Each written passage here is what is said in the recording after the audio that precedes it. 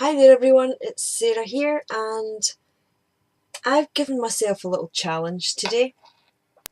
I put a video up earlier on this morning whereby Claire, who's got paint in my hair, challenged me last week to take part in a card challenge vlog, which I did, and I made the card and that's it there. The link will be below for the actual video and how I made this. But I was sitting thinking to myself, I've got all this little bits of extra cut off of paper from, you know, the stripey and the polka dot, and I've got them all left here and I'm like, it's a shame to waste these. So what I decided to do was hop onto Pinterest and see what there was, and I came across this little bow that you can make using the envelope punch board. Hope you can see that.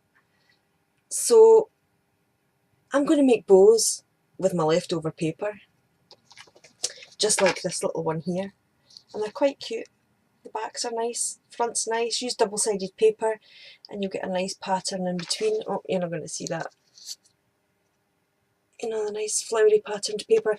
It's quite bright. The sun is streaming in through my shed window today, but hopefully we'll manage to get these made no problem at all. So I've got my paper trimmer, and what I'm going to do is I'm going to take the polka dot piece first, and I'm going to put this in at 1 inch on my paper trimmer and take a little strip off of that. So the first bit you need is 1 inch by 6 inches, and then you also need another piece cut at 1 inch, but this one is going to be 3 inches. Sorry, 3.5 inches, I beg your pardon, 3.5 inches. So you need another piece like that, and then you need a little bit to go over the bow. So we'll just chop a little bit off on that one, and you need a tiny little piece like that. So these are so simple to do, and it's great for using up all your leftover cardstock. Okay, I'm hoping you can see this. So what you want to do first is you want to put your 6 inch piece by 1 inch piece into your envelope punch board at the 3 inch mark. I'll turn this round and hopefully you can see it. So I've got that in at the 3 inch mark there, and then what you do is you punch down. Now mine's is a little bit sticky and I've got to pull my little button up, flip it over and put it back in at the 3 inch mark again, as we did before. And you'll see that in at the 3 inch mark, and punch again. There we go, so that you have a piece like that in the middle. Then what you want to do, and this is the tricky bit, there is a little line in there. Hope you can see that. There's a little line just in there, and that's where you want to punch it again so that it's level with that side. So you want to do that on all edges. I'm just going to pop that in, flip it over to the other side, pop that in, turn it over, turn it over again. See, my button keeps getting stuck. And then again, so that you're left with this kind of shape. Alright. Then what we want to do, I want to get all the paper trimming done first.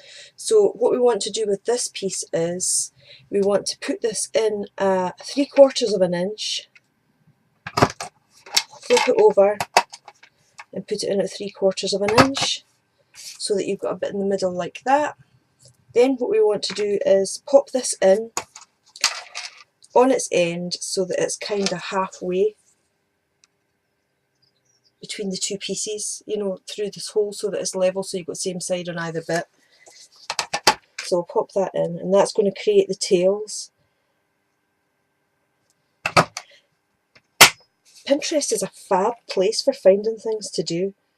There are so many tutorials. There's loads of tutorials on YouTube as well for doing this too. And so we want to have that kind of effect. And that's all there is to it. Then you just assemble it. Get rid of the bits. Put that in my bin. So what we want to do is get your bone folder and just curl the edges. Just to give it a little bit of a bend in the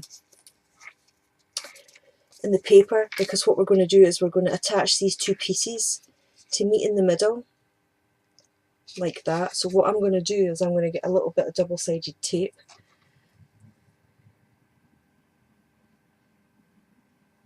and put that down in the middle. So all I'm going to do is pop that straight down across the middle there and lift the tape up. Then pop each one down to meet in the middle, so that we've got that, and that's the front of the bow. So what we want to do now is we need to put our little strip on, which is here. I'll just take a little bit off of that, and then what I'll do is, this is 1/8 of an inch score tape that I've got here, and I'm just going to run that up the middle. You can use wet glue, use what you've got really. I'm just doing this for quickness, and I'm just going to give this a little bend and take my tape off, the tape backer off, like that. Then pop that in the middle and just bend it round. And then all I'm going to do is just give that a little push on either side, just to fluff the bow up a little bit.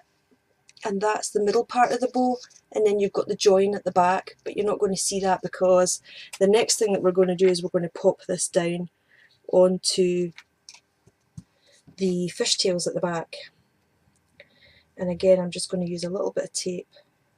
I can find the end. There we go. And just pop that down there.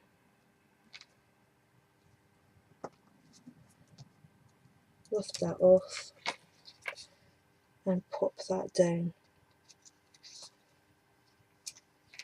How easy is that? And then you've got a little bow, and you can stick that on any project. So I'm going to finish off making the these other ones. I'm going to do the stripy one, and then I'm going to do this. It's like damask. It's dark on that side and light on that side. So I'm going to go away and do these, and then I'll put all the measurements and everything up on my blog if you fancy it, and see all the ones that I've made. And that's me.